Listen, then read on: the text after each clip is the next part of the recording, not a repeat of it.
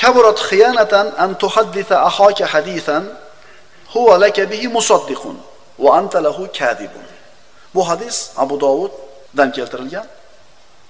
Eng katta xiyonat birodaring sening so'zingga ishonib turgan vaqtida unga yolg'on gapirishing. Seni rost gapiryapti deb ishonib turibdi. Sen bo'lsa bilib turib ishonayotganligini senga yolg'on gapiryapsan. Eng katta xiyonat shu bo'ladi. Al-mu'minu yutba'u ala kulli xulq illa al-kizb wal hayana. Bu hadisdan eshitaylik-da.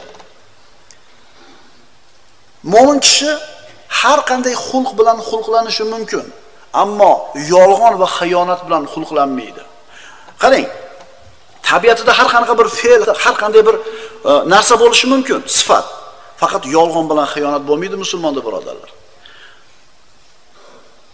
Musulmon kishi ko'p xato yo'l qo'yishi mumkin. Fe'l-atvori tor bo'lishi mumkin yoki keng bo'lishi mumkin. Saxovatli bo'lishi mumkin, baxil bo'lishi mumkin. Musulmon bu. Yuzi ochiq bo'lishi mumkin, qovoq uygan bo'lishi mumkin. Musulmon bu. Ammo xiyonatkor va yolg'onchi bo'lmaydi musulmon. Ayakunu mu'minu kazzaban. Mo'min kishi yolg'onchi bo'ladimi deb so'raganlarida Rasululloh yo'q deb javob berganlar. Demak, hazilimizda ham yolg'on ishlatmaylik, birodarlar. Hazilimizda ham.